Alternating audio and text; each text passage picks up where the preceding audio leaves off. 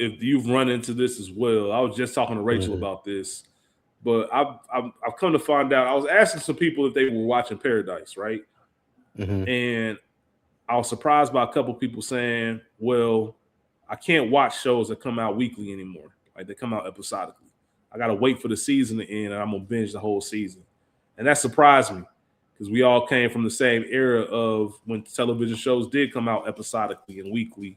If I was talking to like a teenager or something, it would make sense that they want to binge everything because that's part of their generation.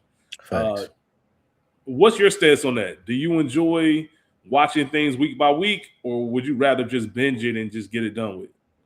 I'm not even saying like get it done like you're not enjoying it, but do you want the whole story at once? The good stuff I can wait week to week on. Like, because like you said, we grew up that. Like, I remember we were talking about this a little bit on Dead End Sports earlier this week. Y'all check that out on YouTube Tuesdays. Like when we were coming up, it was appointment television. Like, nigga, you had to be there Thursday night for the Cosby Show.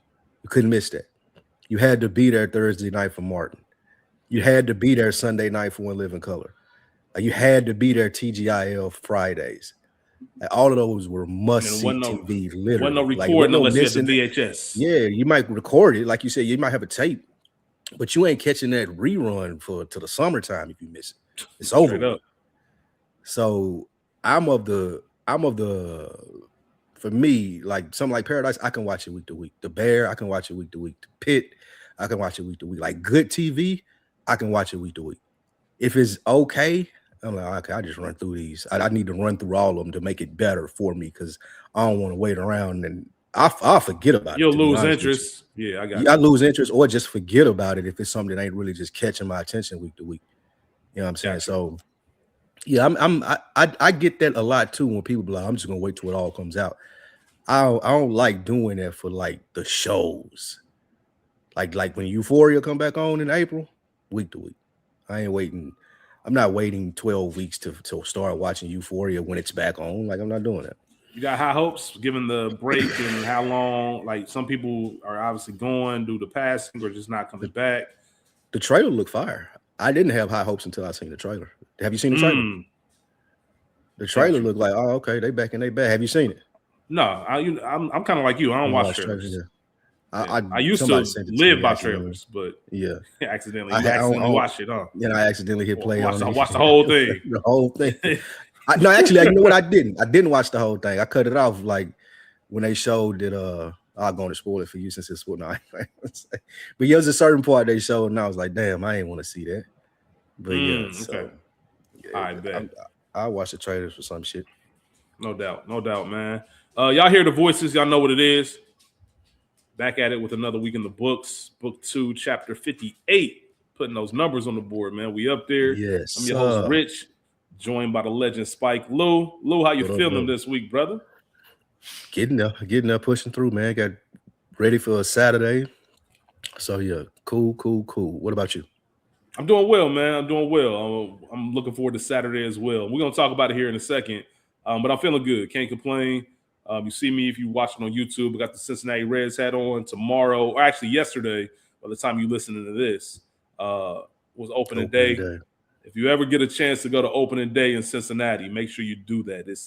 Nobody does opening day like Cincinnati. It's funny because every city, come on, slide through. Slide through, man. Yeah. Every city has their own thing where if you're from there, they'll tell you like, this is where the whole city come out. And for Cincinnati, it's opening day. Like, and I've been to other cities. It's different. It's different here. Ours is TSU homecoming.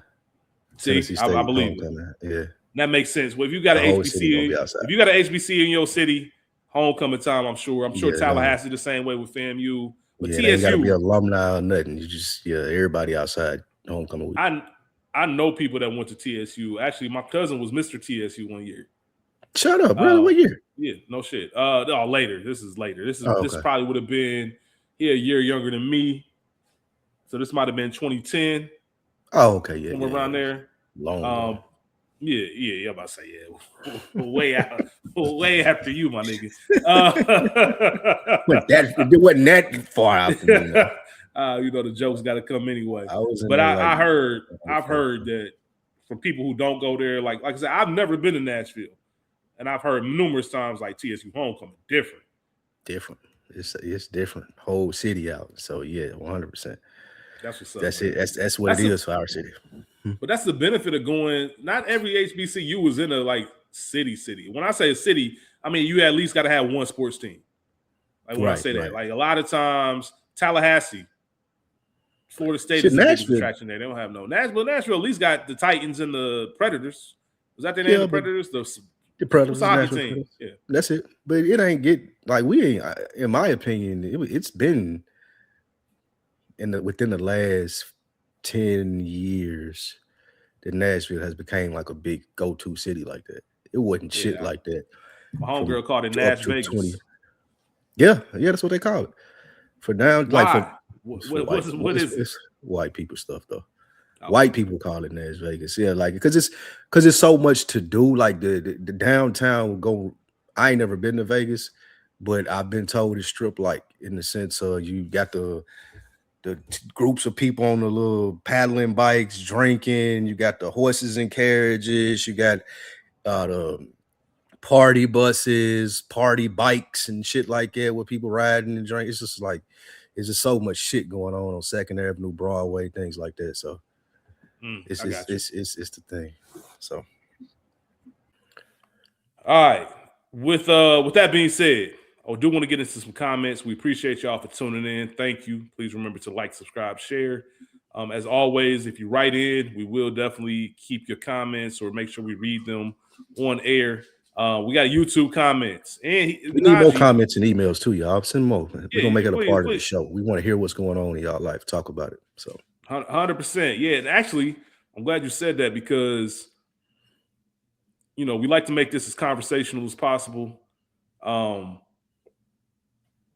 If you write in and you just comment on whatever the show is, maybe even open up if you're comfortable talking about what's going on in your life. Who knows? That could spark a conversation. Maybe we have you on the show to talk about it in a deeper format. But we just want to talk to y'all. We just want to kick it, chop it up, make sure everybody good, the whole nine. Let me piggyback off that before you read the comments because I got comments too, but they were phone calls to me. Shout out Bookworm Dave. He called me after the last episode. He asked me for your contact. What do you say if you don't mind sharing? Yeah, absolutely. But yeah, he texted me. While I look that up, go ahead. Yeah, he texted me and called me, and I love to hear how he digests these conversations. I love just having conversations with him. Like it's like the post podcast. Like he and I talked for like 2 hours the other day, just after the last episode, just going over stuff and just talking about life. And we may need to fold him in like once a month or something to hear from him. Cause I got one comment from shout out to Dro, his cousin hit him up and he was talking about Dave's episode, how much he loved it and wanted to hear more from him. And then Dave wants to contribute more as well. And he had some ideas in the sense of what we were just talking about, like people writing in, inviting more people on, hearing more stories, having more conversations. And it's so ironic. He had the exact same idea that me and you talked about when you was talking about we pulling up on people and having like group meetup thing and doing that. He had the exact same idea. I'd never spoken to him about it or anything.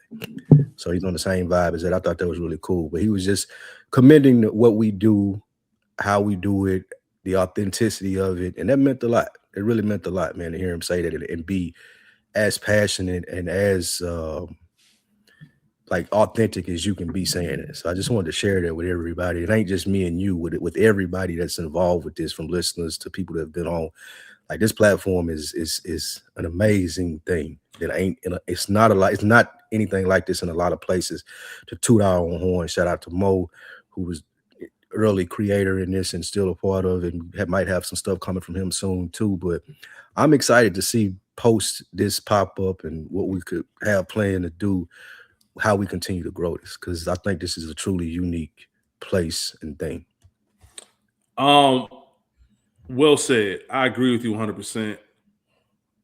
So what participate, y'all. We need y'all to participate.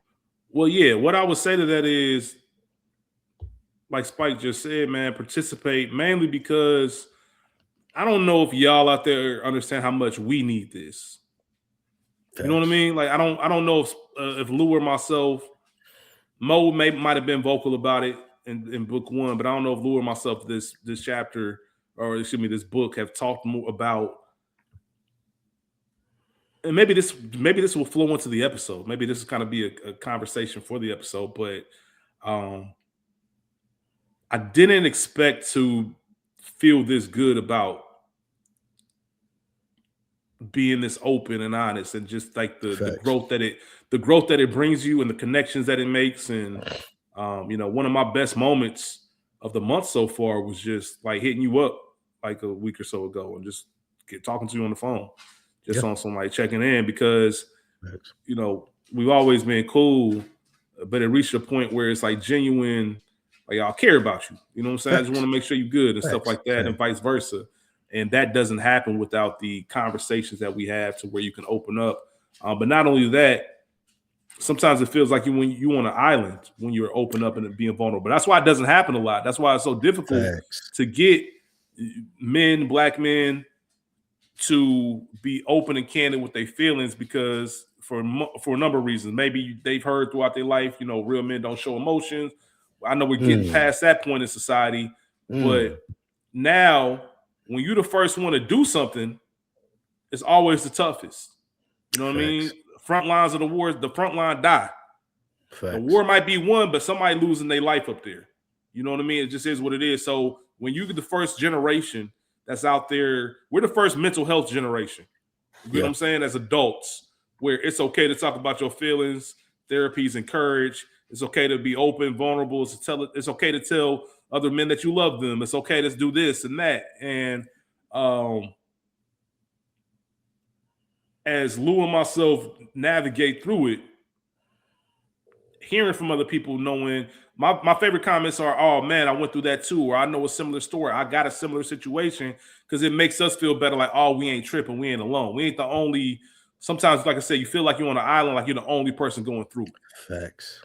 So when you hear from other people, man, it just really means a lot. Going to what you said, Dave texted me. Great episode. It was an awesome transition from the last conversation. These topics are so natural and easy, but also extremely necessary in our community. Great episode. I have so much food for thought on the topic matters. Look forward to finally meeting you in person. The episode was like 7 flame emojis. Shout out to Dave for using the emojis. Thanks. Shout out to Dave, man. Yeah, man. Appreciate that. That was unexpected. Random. Made my day. I told him I appreciated it. Looking forward to meeting him and the whole nine. As far as our other comments, Najee, who we commented on or talked about, he sent me what you were talking about, Lou. That piece he made. That shit fire, right? It's fire, bro. We gonna have him on. We gonna have him on soon. But he commented, episode good. I had to listen twice. He's talking about our last chapter. The Are You Happy? He said he had to listen to that episode twice. We also had a comment from Golden Child 1123. Great convo on the same episode. And then Najee actually even hit us up on Instagram and said the same thing. Like, yo, I just want to let y'all know that episode was fire. Do you, in real time, do you feel like you know when a conversation is going to impact other people or kind of draw that kind of reaction? Me neither. I have no not at all. Not in the slightest. I like people got to remind me, or somebody will say something. I have to go back and like look and be like, what was we talking about?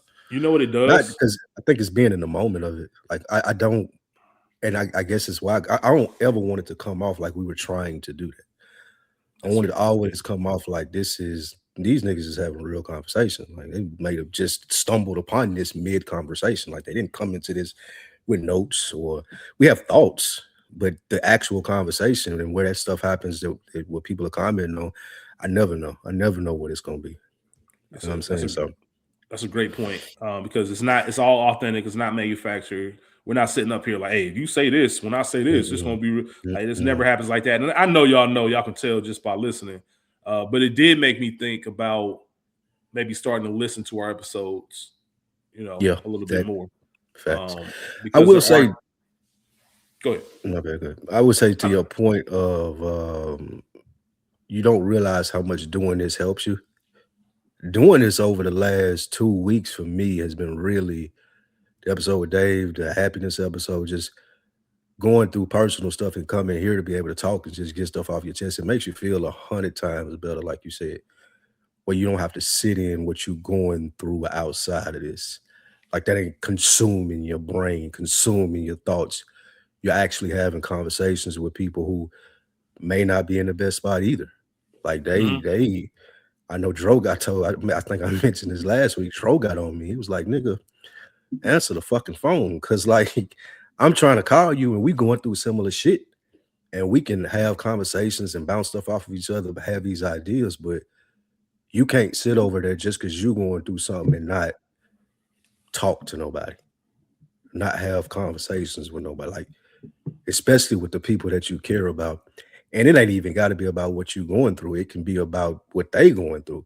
And you having been through it, y'all just being able to bounce stuff off of each other, not asking for advice or opinions or anything, but just experience and giving them that feedback on it. So yeah, over the last 2 weeks, it's been really helpful. I'm happy to hear that. Because we definitely need an outlet for whatever's going on in life. Facts. Even if it's good stuff, just sometimes something to break it up and break the monotony of it. I'm glad that it's been able to be that for you. I'm glad that I'm able to experience that, here with you, because what do you think you used to do before this? Like if you got into just ride out the wave and it is what it is. Like, it's to that Jay-Z quote.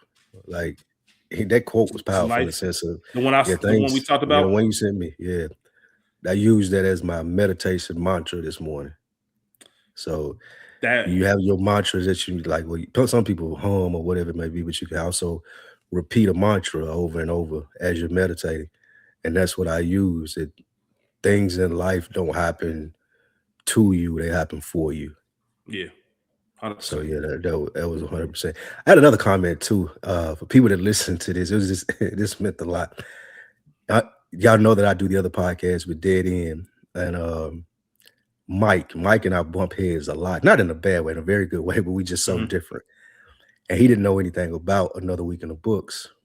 And I sent him the episode with me, you and Dave on there. Well, I sent him the link that he just clicked on the latest episode.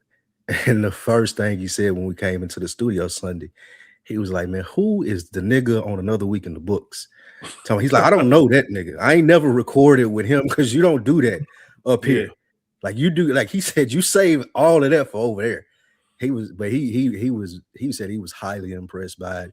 Told me to share that with you. He said he loved it. He's a fan of it. And Mike is a very opinionated person. It takes a lot for him to say I like something that ain't really in his wheelhouse. So that was dope too. Now, shout out to Mike, man. That's much appreciated. Your reputation precedes you, my brother. So I definitely understand what you mean when you say he's very opinionated. But that means a lot. That means that we are doing what we want to do in this space, which is just open up the conversation. You just kind of got to be there and be present, and then everything that happens from it happens. But I've told you this off camera or off air. I really do love what we have going on, and I'm looking forward to even growing it and seeing where the next steps can take and just continue to build these. Because the one constant is people are needing these combos. They're wanting them. They're like, like they feel it. Hey, y'all ain't dropped this week. What's going on? It's reached that point now, and I appreciate it. Even if it's five people doing it, those 5 people mean it. It just kind of goes. 5 people, exactly. Yeah, absolutely. Exactly. What were you laughing at? What were you about to say? I don't want it to derail. This may derail the whole conversation, but I had something I have to mention on here today. It happened to me. I was somewhere. It was 2 older Black ladies. One of them, I want to say, was maybe 50, early 50s, and the other one probably like late 40s. And they were talking, and they was like, "Man, you guys just had it so easy." Both of them Black. Y'all just got it so easy. And I was like, "Well, what y'all mean? All y'all got to do is work and take care of the bills." I was like, "What?" they was dead ass too. And I was like, I know they were. And I was like, I don't think that's accurate. I didn't want to get in my bag. Time out. Where is this? Where are you? Like, what's going on? Like, this was an office setting. Let me ask you. I guess it doesn't matter where you work. The Right. main question is, were you in a position where you were passing by, or you could have actually No, had a no, no. conversation with them? I could have had the conversation with him, but Okay, I had to gotcha. assess it to be that I feel like I needed to. Did you So walk in on a conversation they were we having and they happened to point it, they just randomly just hit you with it? we were all in this conference room, like I was there for the just certification thing, and they were just talking about stuff in general nowadays, like with how so much shit is going on, and that led them to saying that men have it easy. All y'all have to do is go to work and make sure bills are paid. And I was like, well, I don't think that's true. And so she responds to me and says, well, explain to me why y'all don't have it easy. And I was like, oh God. So I think you're speaking of a certain type of bare minimum man. Like there are some men that do that. Yeah, you're right. And they may have it easy. However, there are men that are doing the same things that you're saying. Like they are raising their kids, they're cooking and making sure the kids are fed each night. They making sure the household is running straight, like in unison with their girls, or maybe by themselves. But they was like, yeah, but not most of them. Most of them just going to work and making sure they pay the bills and they got it easy. They keep everything bottled up. Y'all don't talk about nothing. Y'all just keep everything to yourself. Y'all got it easy. And I couldn't do it. I couldn't do it with them. I don't know if it felt like it just wasn't worth it. I don't know if I couldn't do it with them. And then maybe I was being judgmental too, and just looking at them a certain type of way. It's like, well, y'all not even gonna be open to having the conversation because y'all sound like y'all have your minds made up, even though you're asking me to explain it. So I was like, oh, I just don't agree with that. So I left it at that. But I thought it was interesting though. I said I was gonna bring it here. And I'm wondering, do a lot of women think that way? It would have made me. So I got so many questions just off that. Just what's going to work and paying bills ain't easy. Like that in itself is not easy, even if that is all we have to do. So, and I wonder what it is in comparison to what I want. I would love to have asked them, what is this that you're doing that's so much more difficult, which can be a slippery slope. Asking Thanks. a woman what it is that you're doing is Right. special, but like I get it. Their premise was, I think, that they are the engine that runs the family, which is fine. But just because the engine works hard don't mean the transmission don't work hard. You know what I'm saying? Like you need all the parts. The engine can be perfect. If you ain't got no wheels in that motherfucker, you ain't going nowhere. Ain't gonna roll. And I think that's what they were caught up in, that we do this and we do that, we do that, and minimizing what men do in the sense of, well, oh, y'all just do this. It's like, that's a lot, but most men, especially nowadays, don't just do that. So it was interesting. I'm with you. I wouldn't have engaged, but if it was in the proper setting, or maybe if it was a place to have a real conversation, I would have loved to have asked, what's your relationship with men? Like, where is this coming from? Like, are you going through it with somebody, whatever the case may be? Or you said, not you, I'm talking about them, when they said they keep everything bottled up, don't talk to it. I would have loved to ask, well, why do you think that is? just to get an insight into what I don't know what made them say that or made her say that. So I would have loved to know what they think the reason is as to why people keep things in, and if there's anything they can do to maybe help go that the other way. Because here we are talking about, we do the complete opposite. Yeah. We're in the platform where we don't keep anything in. Now, I do agree there's still the need for larger and wider conversations, especially between men and women, black men and black women, particularly, like to get on the same page and make sure everything good. But also, you can't. What are we talking about? And like to your point, again, it was really random, and it led to that based off everything else going on in the world. But yeah, it's like I don't know. I just couldn't have a conversation with him. And to your point of when you said, why do you think that is? I wonder, one, do the majority of women think that? And two, do they realize that the reason that men keep stuff in, because most of us as adult men have come to a couple of conclusions in the sense of, one, when you are vulnerable, most of the time it's going to be used against you, especially in a relationship if things get heated. That's going to happen. Women can't restrain themselves from doing it. I may be being like like Making a I've never met the, generalization. I may make a generalization, but I ain't met the woman that like when it's that the heat on in the kitchen, they not refraining from something that you shared in vulnerability. That ain't off the table for them. You know what I'm saying? Like that's they going all the way there. That's one. Most men are shell shocked from that. And two, I think a lot of us think like me and you talk about this all the time. Like, what the fuck I'm gonna tell you for? What do you care? Like, what can you do about it? Like, you know what I'm saying? Like, you can't do nothing. If I don't like Jimmy at work, like, as to where they'll come home and Sarah pissed me off again today and such and such. Like, I'm not coming home to say me and Billy at work or had a argument or he did something that made me. I don't give two fucks about this shit, nigga. And if I do care about, like, it's interesting to me. Yeah, that's a great point because I think it comes down to how we process different emotions and things.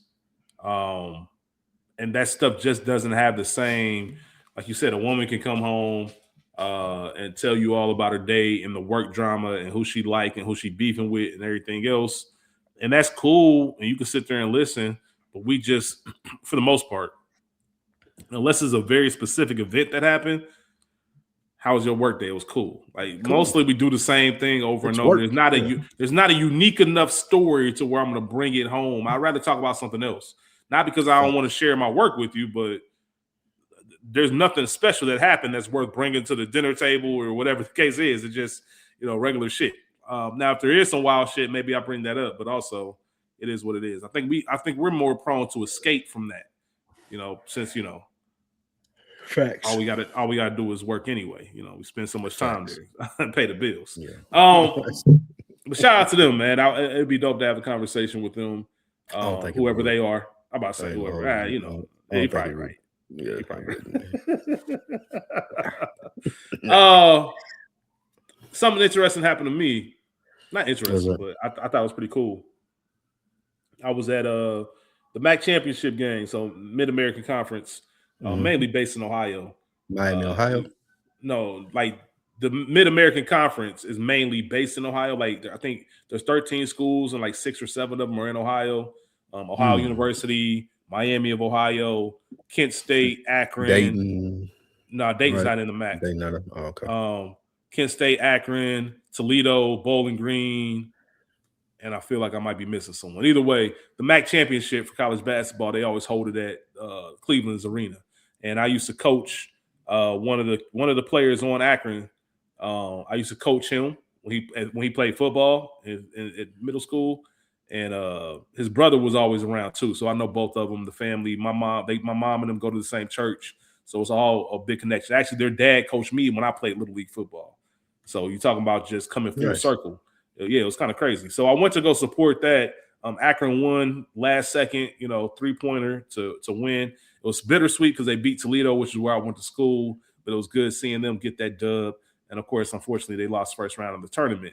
But I say all that to say, before the game, I told a few of my homies that I was going, and they was like, "Oh shit, we'll go. Let's get some dinner before the game and stuff like that. We'll slide." I bet. So it was about 5 of us at dinner. We went to a little steakhouse or whatever. And one of my boys was like, "Man, I got you in my phone as the president." Now, I thought it was being funny because back in college, I was the president of our Black Student Union. Oh, yeah. You ran the Gen 6 March. I was vice president when I did that. I said, somebody remind me to find the newspaper article so I can post it on the page. Please, I gotta post it on the page, man. I told you I had the black cats on, all types of shit. Either way, I thought he meant it because of that, but he was like, "Nah, man, I got it because even with a table full of like-minded people or a table full of leaders, like you still have a natural leadership ability about you. Like you still navigate things, you put people together, like you connect the dots for certain people." And he told me, he was like, "Man, I don't have to like he said, I do this every day for everybody else." He said, "So it's cool if I get around somebody like you, I ain't gotta do that. Like subconsciously, you just naturally take care of things and you do it at a table full of other people who do it." You're like, you know what I'm saying? So that's why I got you saved that way. And I sat with that for a couple weeks, man. Like it really, I think I told you before on one of these episodes, one of these chapters, about my inability or difficulty to really see how people view me. You know, like I don't know how people look at me. I only know what I think about myself.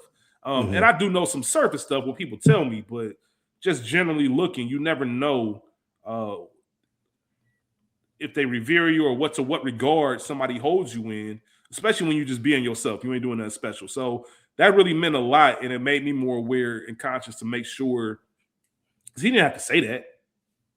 It wasn't like a conversation that was going on. He just went out of his way to tell me that's what he thought, and I told him I appreciated that. It really meant a lot, and it made me more aware, saying like, man, I really want to make sure that and I try to do it anyway, but just make sure I tell people the same if I see it in them.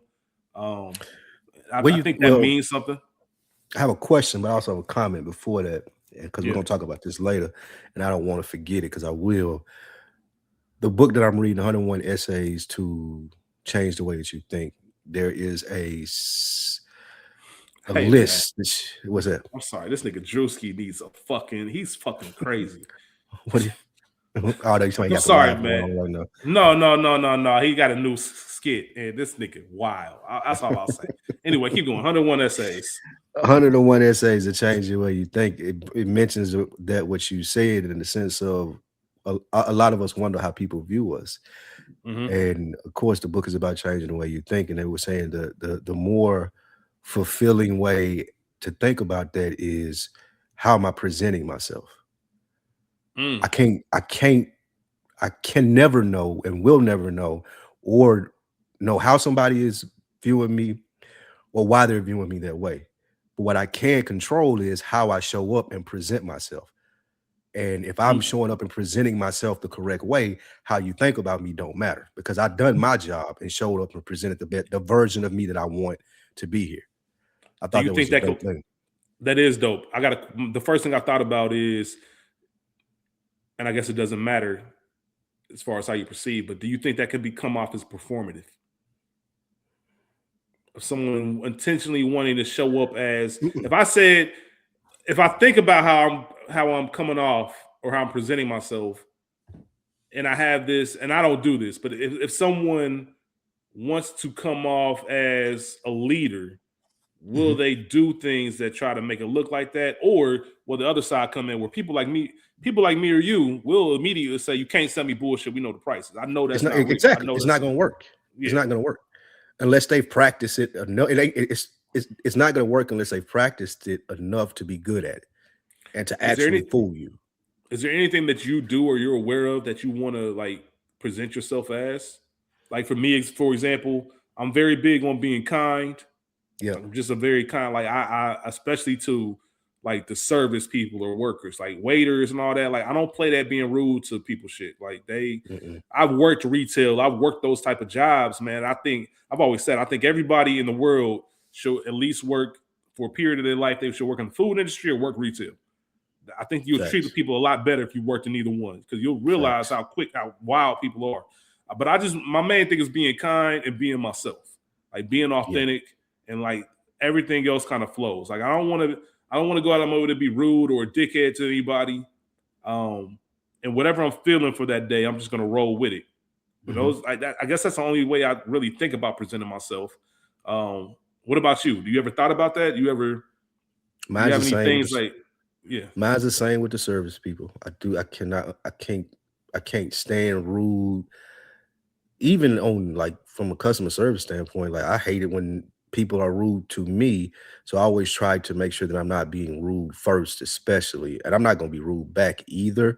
But it does kind of bother me sometimes when people are not good at customer service and don't treat stuff like treat stuff like a customer-facing job person should. So that's one for me that's major. Like you said, making sure that I'm kind to people, making sure I'm not being an asshole, even though I give off asshole. That's more so people that know me for real. Like I ain't really giving that to the waitress or the bartender or the doorman or nobody like that, the janitor. Like I'm not giving it that way. So that's the main one for me. And I don't know what the other one was. I don't know what else it would be. Yeah, I don't know if there is anything else other than like just treat people right. That's the main thing. I have to think about it if there is anything else. What do you think that stems from in you to what your homeboy said? Like, what do you think that comes from? His observation of that for you. I don't know, man. I've just been that way. I don't know if I've talked about this on here before, but even going back to my first year playing sports, I think I played my first year playing organized sports was I was 7 years old playing football, Mhm. and from that time on, whether it's football, basketball, I was always a captain of the team. Like, I Mm. was always just the person that was looked to when somebody had a question. They looked to me for the answers. And you just kind of get to the point where, all right, then, like this is what it is. And I never had any. I was never shy about stepping up. Like I was never shy about if the teacher's in the class and they need a volunteer, nobody raising their hand. Like I had no problem raising my hand. I had no problem doing certain things. I can't tell you where it came from. It's just kind of who I am. So you don't Mm. think about those things growing up, but when I think about a comment like that, when I think about conversation with moms and her talking about like all the teachers loved you when you were a kid, they couldn't get enough of you. They were raving about you. That's when I learned. I learned the word charm, like from my Mm. mom, like in second grade, because I remember her saying, "You can't charm your way out of everything." And I didn't know what that meant until like she explained it to me because she came back from a parent teacher conference and I think I might have had one or two missing assignments or late assignments or whatever the case was, but the teachers let it slide because they liked me so much. Mhm. And Mhm. she was just saying like you can't use your charm in life, and I'm like, shit, ma, you be surprised at where I got it at this age. But in all realness, it's just kind of who I am. I don't know. I don't know where the origin of it came. I just like Jay say, man, you are who you were. You was who you was when you got here. Was when you got here. I think one of the things that I give off unintentionally is people think that, and I don't know why I give this off, but people think that I'm like no nonsense, like serious, like I ain't joking around, I ain't fucking around. Like I've heard people say that to me a lot in the sense like buttoned up. Mm, Like I can see you that. ain't goofballing around. I can't joke with you. Like loosen up. I I can't see give that. that off, huh? Yeah, I don't. So But the different people know me over, in different ways. Yeah, I was gonna say, yeah, like the way maybe hmm, initially before I knew you and yeah, just kind of observed what you were doing because I was introduced to you through Good Earners. hmm, It wasn't like it's a mic still on or dead end. It was Good Earners where that was my intro, and then it was Another Week in the Books, and then everything else happened. So I think starting out with Good Earners, I think I could understand mm. where that might come from, but eventually you just kind of realize it's funny because I've gotten the opposite. Uh, I had people surprised that I'm as much of a nigga as I am, Really? and Hey man, I think that comes from once again you the captain and everything. I was vice president in Black Student Union. I ended up being president. People look at it as, oh, he a serious button up type of nigga like you. So if they see me at the party rolling up, they be like, hold on, you smoke? Like that type of shit. You know what I mean? I very much give off nigga though. Like I give nigga off. Like Yeah, you definitely give motherfuckers, nigga off. That's I give 100%. nigga off. Yeah, but I guess maybe like I never came off as not a nigga, but I don't know if I gave nigga. If that Yeah, makes any sense. Like I don't know if yeah, people like, yeah, oh, this nigga, you a nigga. Like you a yeah, do rag, wife beater, roll up nigga. Like you one of them. yeah, Like yeah. they just would have Facts. never know because I know how to play. I know how to walk in any Yeah, room yeah. and kind of, you know, There's value in that though. yeah, There's a lot of value it's in a that. power. It's a power in it. So it's very, very interesting to look back on it. Um, I do want to talk about that book that you're reading, Okay. 101 Essays, but I know you mentioned you want to bring up the Jay-Z interview that took place. Um, Uh, yes, we talked about it on deck, so you'll be able to hear it there too. well, I'm pulling up the book, so oh yeah, that's I know the you big saying yours. on deck big bro. You know what I'm saying? So shout out. This Another Week in the Books is the origin of the On Deck TV show. So shout out to On Deck. Shout out to AB. Um, make sure if y'all are in Atlanta, we didn't even say it, bro. I don't know how we skipped over this. Before we What's even that? talk about this interview, Hmm.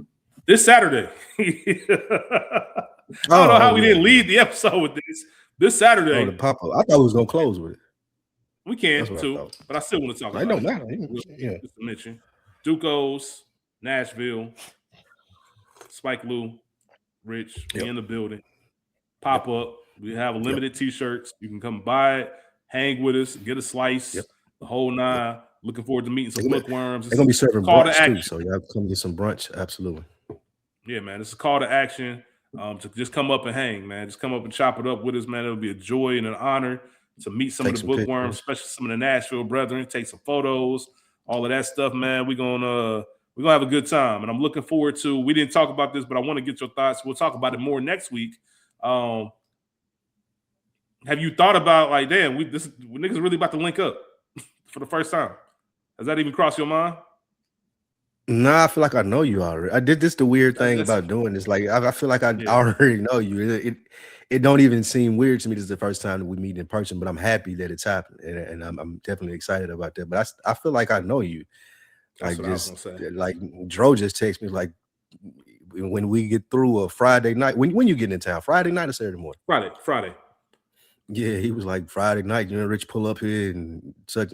I send you the text, but yeah, I feel like even with Dro or Dave, like they text you and like I feel like they know you already. Like you know what I'm saying. So yeah, I'm gonna introduce you to the fam. My people gonna be in the building. They're gonna stop through too. I told That's Dave about it.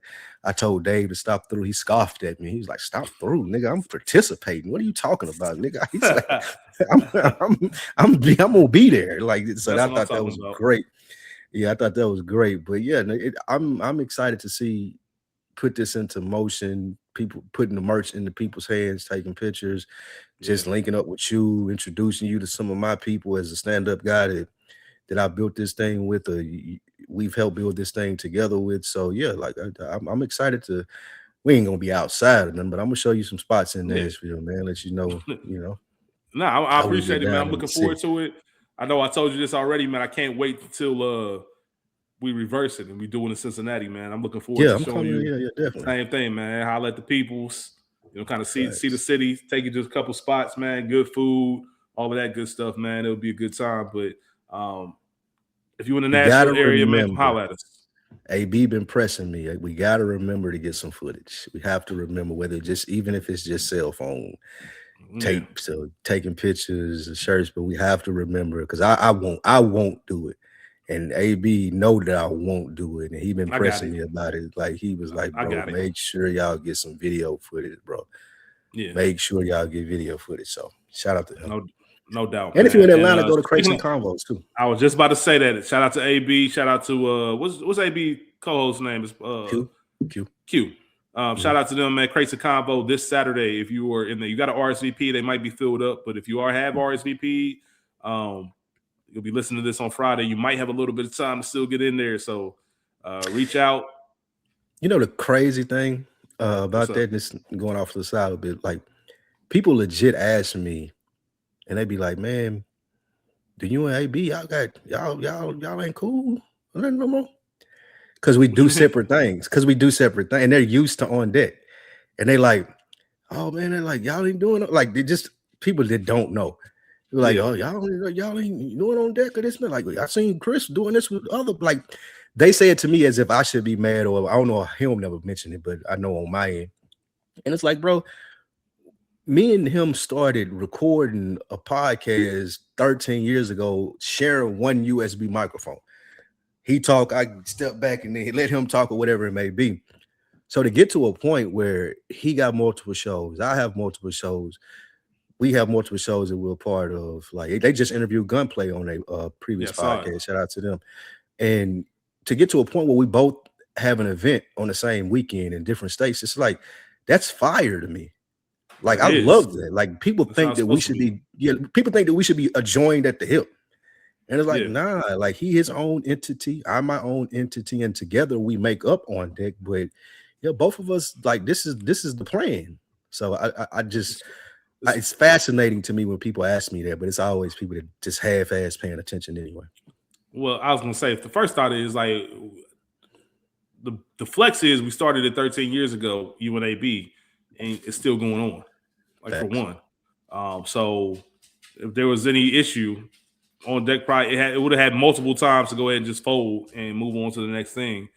So yeah, pay attention for that part. Second thing is, I think we automatically have, when we observe something or when we're fans of something, we want it to be a certain way. We want to put it in that box and keep it in that box. And the idea of growth and moving on or expansion is a little bit difficult to get behind. So even when you think about somebody like Steve Carell, who's an actor, all right, came in the game as a comedic actor, 40-year-old virgin, The Office, all these other things. As soon as he does Little Miss Sunshine and getting into these dramatic roles, people are like, what you doing, bro? You're supposed to make us laugh. And you got to understand, just like them, they're humans. They want to challenge themselves. They want to take that next step. Like, I proved that I can do this. I've always had a vision or a dream of doing the next thing. That's what I'm going to work on next. But it's the people who knew him and met him in one space that's like, nah, we got to keep you here, bro. This is your lane. This is where I met you. This is where I want to keep you. That's what it is. And it's like, nah, bro, I can do more. And Steve Carell is a hell of a dramatic actor. You know what I mean? Like, so when you give people the opportunity to kind of spread their wings a little bit, I think it's dope. I always think of Outkast is the first thing. Like, just people always speculated they had some kind of issue because they weren't putting out music. They real life friends. Like, they real people. Like, we ain't got to do this or prove anything to y'all. Like, this is what it is. Friendship is not based on that. It's not based on And I think I think that's fascinating. But that is an interesting like observation as far as just people just wanting to know. Like, when I mean observation, I mean from your stance. Like how you people can come up to you and ask you, and you just thinking to yourself, like, what? Like, where do you get that from?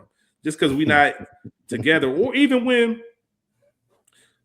I forget who said it, man. It might have been Bleak a long time ago on somebody podcast, and they was talking about, like, man, you ain't got that many pictures. You won't be updating on your Instagram pictures of Jay-Z or whatever. He was like, man, real friends don't really stop and take pictures. Like, we're friends. Yeah, like it had to be an event or something going on. Like, I'm not just gonna hang with my mans and just say, yo, that was a great time, man. Let's get this flick real quick. Let's flick it up real like quick. This my mans. But shout out to AB, shout out to Crates and Combos. Make sure y'all check that out in Atlanta. All right, back to this interview. Speaking of Hov, like you said, could you imagine as much of an asshole as Jay-Z is, Myth Bleak being like, hey, man, let's flick it up real quick? Like, I would love to hear this response. Hov would ridicule him for years behind that shit. He can't even call Jay-Z. Like, I remember he told this story. He said his last resort, he hit Hov up for some Beyonce tickets. And Hov was like, nigga, who the fuck I look like, nigga? Like, Ticket man? Like, nigga, what? I'm Ticketmaster now, nigga. You serious? And that's hilarious because my man, that shit. Who else would I hit up? But also it makes so much sense too. Like, nigga, what? I ain't getting you no tickets. No, like, Lenny, like Tata, like, all these people. You calling me for the tickets? The audacity, nigga. Like, that's some Sagittarius shit right there. Nigga, you crazy. Yeah, that's 1,000. That's 1,000,000% some Sagittarius, because I would definitely do that. Like, what, nigga? They y'all the assholes, Sagittarius. Y'all the assholes you gotta respect. Like, because it's assholes, but it's all facts when you stop and think about it. It's like the Alonzo Mourning meme. When you looking off, but then you like, yeah, I get it. Like, because what the fuck is you doing calling my phone, bro? You know better. Me for the Beyonce tickets. And that's what he did that in this interview when he was like, niggas is acting like I picked a side with Kendrick and Drake. And he's like, bro, what? He was primarily talking about Drake, and he was like, niggas think that I was like rooting or participating in their downfall. It's like, nigga, I'm J fucking Z. Nigga, I'm Hov. Nigga, like, what are we talking? Why? To what ends? I love that quote. Like, to what ends? Like, what does it mean for me that you're nothing? Like, I don't give a fuck if you beat him or not. That's some Sagittarius shit that he would say too. But facts. I found interesting in that conversation, he talked about like the beef aspect of hip hop and it being played out now. And I thought that was interesting. And I can even tie this into the Cameron and Cole interview. But I thought it was interesting how Hov looks at like beef, or he looks at, I got a problem with somebody now versus how he did when he was younger. And it made me think, and how I tied into the Cole and Cam interview is, we know that Cam obviously filed a lawsuit against Cole and it came out. But now Cole is still coming up there and he did the interview like he said he would do. And as you get older, it costs you more to have a gripe or to have energy towards somebody that ain't like positive than it does to be like, oh, I just don't fuck. I cannot fuck with you and not give a fuck about you. Like I don't have to actively be beefing with you. And I think that's the place that Jay-Z was speaking from, being that age in that interview. However, I don't think that's a healthy thing for hip hop as a genre. But that's the point that I wanted to make as far as that interview. But I think the larger conversation that we could have, or we can get into both interviews too, but the larger conversation after talking about the interviews that we could have is like, do you assert energy to like, I don't fuck with this nigga, I don't like this nigga, I ain't talking to this nigga, like I don't even assert energy to that at this age. I found no more. So I got what Jay-Z was saying. However, I don't think it's a good thing for hip hop. I don't agree with that. But at my age and his age, I could see where a nigga would be like, what we doing, bro? Yeah, so this is where to me it's important. If you didn't watch the actual interview, the full thing, or read the story, make sure you do before you comment, because there's different contexts. If you just watch some of the clips, some of those clips are edited, you don't get the full context of what he meant and how it was portrayed. So the beef, I appreciate him saying that I know what I sound like. I know I sound like the old man wagging his finger. I know it's going to sound hypocritical because of my past and my history, but I'm just at a point in life where it just causes more harm than good. And I perceived that as, yeah, when me and Nas went through it, when him and Nas went through it, there was still like people picking sides. That was a real thing, but they didn't have to live with it every day in the social media era, where I think that social media enlightens it and it like expands it so much to where you can't escape it even if you want to. Even if you try to be unbothered by it, you're still going to see it. And it feels like it overtakes your world. Where that beef, it had been brewing. It officially started in 2001 on Wax. Probably didn't end until like 03 or so. Yeah, it probably didn't end on Wax until like 02, 03. And then 2007, they got the I Declare War Unity concert where they get on stage together. I think when you don't have those outside forces, because I forget who was saying this recently, it's never the people involved, never the main people. It's their mans, it's the entourages that's where the issues come in. And if you think about entourages as social media and the little cliques and cults or whatever you want to call it, I don't know, the same way Jay-Z and Nas squashed their shit, I don't think that's ever going to happen between Drake and Kendrick. Now, that could be for a number of different things. I think that I was just going to say there. I don't think there was a genuine dislike between Nas and Jay-Z. I think it was more competitive, and there's only one crown in this city. Who gonna grab it? I think it was more of that. It was driven off that. Where I think Kendrick just really don't. I really don't like this nigga. And I think Kendrick, and I don't like what he stands for. I don't think that Jay and Nas ever had that problem. Like, I think we got a clear understanding. I think Nas looked at the Playboy, braggadocious. Jay looked at the I got more money than everybody. Yeah. But it all wasn't to this shit. degree. Nah, it wouldn't. They still respected each other as black men, I believe.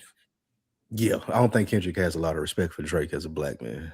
No, not at all. Not at all. If any respect for him. And the other thing the other thing to Jay's point, where he talks about not being healthy for hip hop, it depends on who it is, man. Because I think Kendrick built for that. I think Kendrick built for a 2024 beef that includes social media, everything. I think I don't think he minds that. I think he takes pleasure in to quote Killer Mike, it was my pleasure to see that this fuck nigga finished. Like, you know what I mean? Like, I actually enjoy this shit. Niggas, send more of them at me so I can kill them niggas too. Where I think a lot of niggas would break under that, just it weighing on your life. And another thing that Kendrick does, Kendrick ain't on socials like that. Who knows if he's on like his fence or creeping around, but we know he doesn't have a large online presence. He disappears like he used to do in the 90s. Like in the 90s, you just, if you didn't see you just didn't see you. And that's what it was. So let me ask you this, taking it off of them and moving it to the real world basis. Do you have it in you to be cordial with people that you're competitive with? Competitive? Mm-hmm.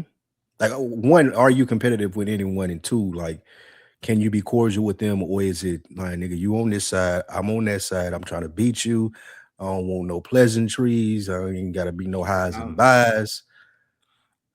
I gotta not fuck with you for that. Like, So I can you understand, can be like, competitive with your friends. For the note, yeah. The pleasantries part, I'm really not on. If I don't shake your hand, that just means I don't fuck with you. Like, let's not even play that game, and you don't even need to come and approach me. It wouldn't even get to that point because it'll be very clear that we don't fuck with each other, and that's cool. Like, I'm not gonna take it anywhere. I can be in a room with somebody I don't fuck with and it not be nothing. You know what I mean? You stay over there, I stay over here, and it's all good. Like, even if we bump past or whatever, it ain't got to be no words. We both understand we don't fuck with each other. What's the point of us talking? It's not to the point where I got to leave or you got to leave. It is what it is, man. We grown. Interesting. Competitive wise, I'm a very competitive person. It depends on what's the competition? You know what I mean? Like, what am I competing with them with? All right, so for example, and let's take my friends out of it. Let's just say competition in general. Are you saying like, hey, you have a film podcast? Do you look at other film podcasts and feel like, oh, we better than y'all? Are you talking about that kind of competitiveness? No, because I feel like that you're gonna feel that way. I think we do that regardless. Yeah. As creators, being in this world is like, well, the reason that we give our opinion because we feel like we have good ones. So yeah, niggas have good opinions, but I feel like my opinion is just as good as theirs is. So I think that's natural. I mean, so like, just take work for example. Like, are you competitive with people at work? Yeah. I want to be the best at what I do. Yeah, does it bleed into like, I don't like, nigga, I don't fuck with you, nigga. I'm trying to kill you out here. No, because there's still a genuine I don't know if I'll care enough. My ego is to the point where you don't like, who are you? Like, I'm gonna do my thing regardless, and I'm gonna outshine you. Ain't no thing. If I feel like you are that good, I'll lean into A, we probably got some similarities, or B, I want to learn from you. Like, sometimes I can take but there is some times I actually had somebody I work with that I like, dope dude, man, real cool. I fuck with him. But I do find myself thinking like, damn, how the fuck can I get to that level? Like, there's something about him that just connects with people in a different way. And I'm really good at what I do, but he's really, really good at what he does. You get what I'm saying? And there is a little bit of damn, because you know why? Now that I'm thinking about this real time, it doesn't really happen a lot. It hasn't really happened a lot to me where I was in a room with someone that didn't feel. I guess it would be compared. I guess when you compare it to being a baller, like, I'm sure like Kobe never walked in a room and felt like somebody was like, damn, I just can't beat this motherfucker. Like, you know how people talk about the Jordan era? Like, except Barkley was talking about.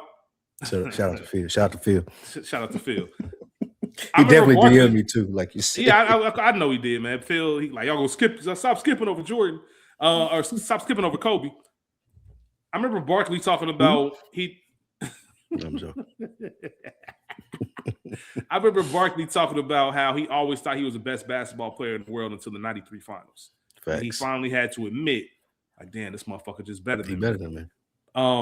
It's a little bit of that where it's like, damn, I've never felt too much like somebody better than me in just the space that I operate. But I do look at that and it's like, damn, I think that motherfucker better than me. But it does give me something to go after. It gives me something to chase, and it kind of keeps that engine going to get better. Because there's nobody else that I work with that gives me that same feeling of, oh, man, they nice. I need to get on that level. Like, I feel like I run laps around everybody else, but this one person. What about life in general? Like, your friends, and like, you see the accomplishments that they had. You're happy for them. Or Nah, do it's you look all at love. yourself and be like, nah, I got to step my shit up? You ever do It's that? inspiration. It's never competition. It's Never inspiration good. more than Okay, anything. got you. Yeah, Same here. never. It's all love, man. Because at this point in life, the people that I have around is real, genuine love. No, there's no Yeah, more just those are associates your anymore at people. this point in Yeah. life. Like, you get what I'm saying? Like back in your 20s and stuff like that, when you still outside a little bit, you got more associates. But these are the people you're choosing to have in your life. The people you choose to like, hey, These are people you would have dinner with we them might on the not see. holidays. There you Yeah, go. Like exactly. moms. Like it's no surprise if you come over for a family function. Nobody's looking like who was that. Like we know you forever. You part of the circle. All of that.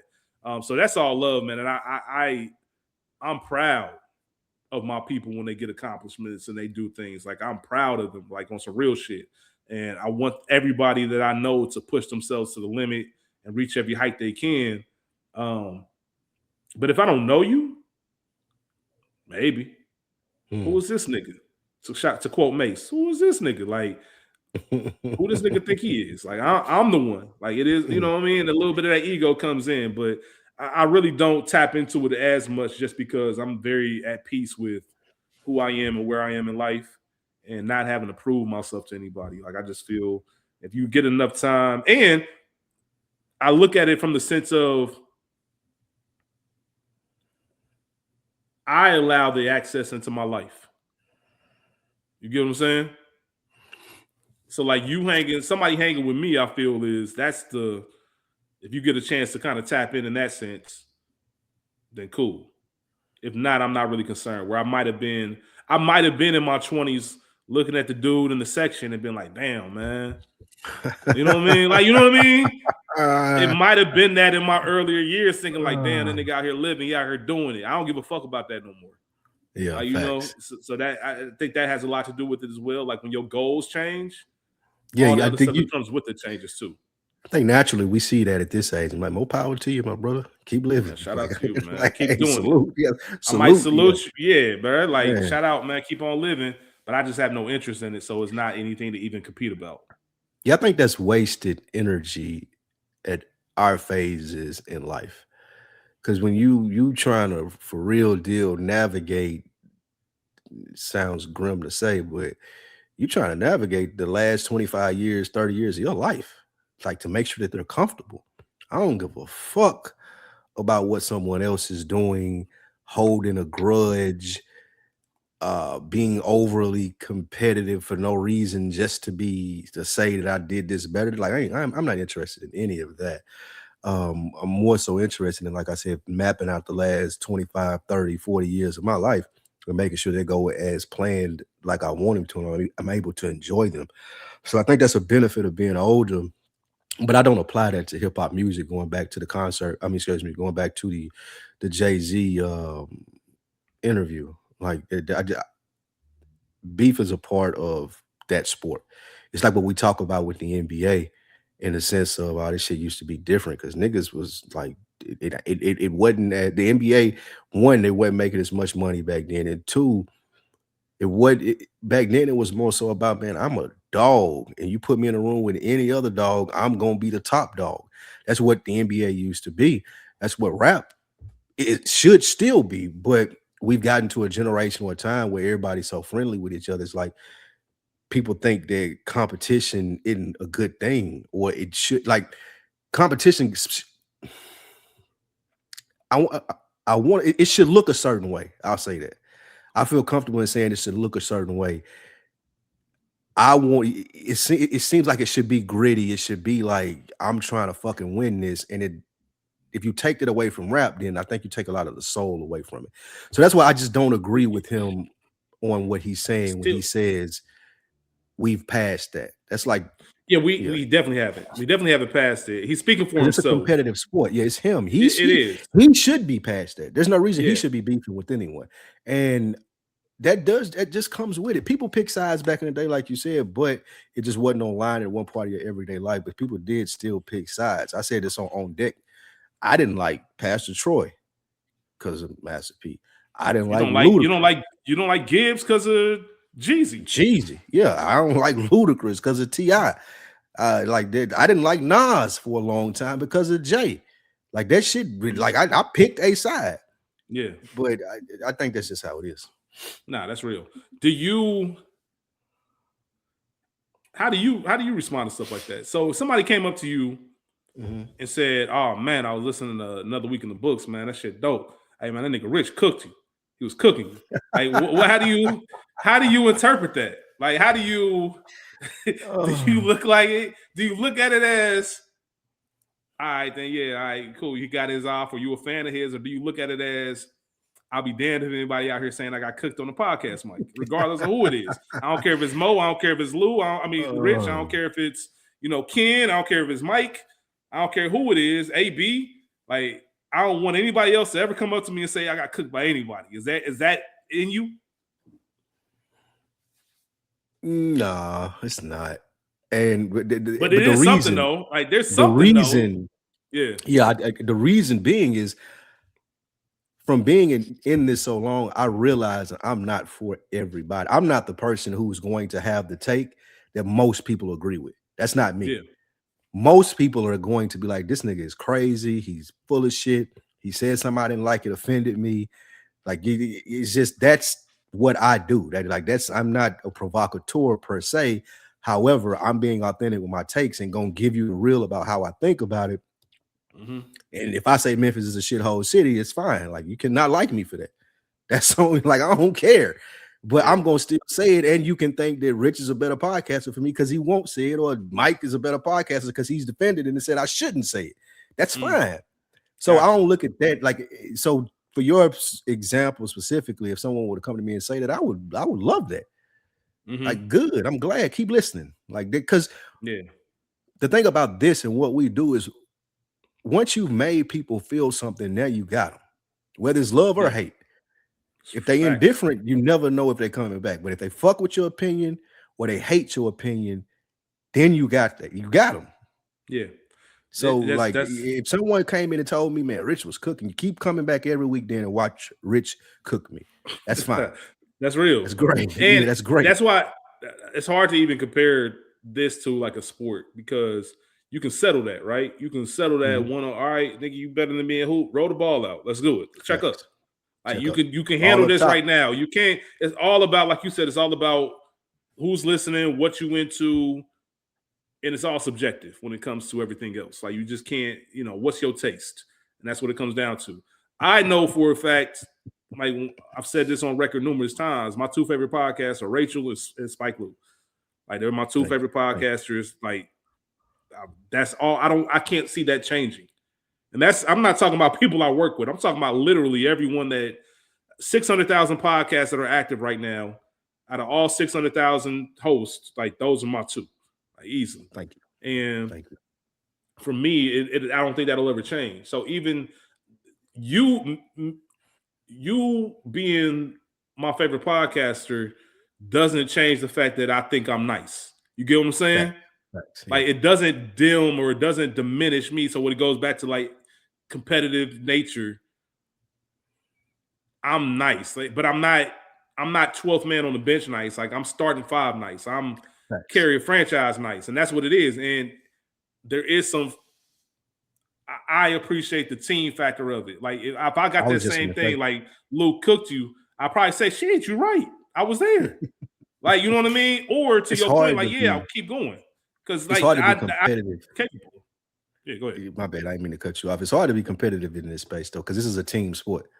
Like, you only as good as the person you're sitting here talking to. You know what I'm saying? Like, that's why I'm grateful to work with talented people like you, like Rich. I mean, like Mo, like AB, like Ken and Mike, and all of those people that I do the different things with. Like, you're only as good as the other person that's sitting there. And if they 100%. Are a fucking lump on the wall, then you got to work really hard to make this shit good. As you were talking, I thought of something where the most hater thought I have. I don't act on it or nothing, but as we talk about competitive, one thing that I do find myself saying probably more than I should if I'm out, when you look at people and you be like, man, how he get that bitch? Like, do you see this? How this nigga get that bitch, man? Like, what is going on? So That's Yeah, the it's one thing I can't admit to. Like that's not even competitive because I probably don't want your bitch, but I still can't look and be like, damn, like this nigga she with that nigga. So yeah. that's Nah, the I think place. that's The a little place. bit. I don't even know if that's competitive. I think that's ego. Really? Well, I don't want her though. I don't want her. I'm just saying, like, damn, baby girl, that's the best choice you made. Okay. That's the best choice you can make. Like, damn, I'm judging Yeah, her and him. man. All that shit. Yeah, that is a real thing. I think I've talked about that before. Like if you see a woman with somebody you perceive as a lame, for lack of better terms, that the attraction level goes down. Like, oh shit, like you ain't even what I thought you was. You up here fucking with, or not even like you think is lame. Somebody that you know is lame. Somebody that you know is a cornball, or just just does goofy shit. You know what I mean? It's just like, damn, what's going on with that? That's funny though. That's funny. Real quick, the last thing I wanted to talk about with that Jay-Z interview, because there's a ton of stuff to take from it, but we talked about the things don't happen to you, they happen for you. He had a quote where he just said, there is no good or bad. It's life. Shit happens. It is life. And it Shit made me happens. think about our conversation last week. Or last episode, should I say. We was off last week, but last chapter, it made me think about are you happy?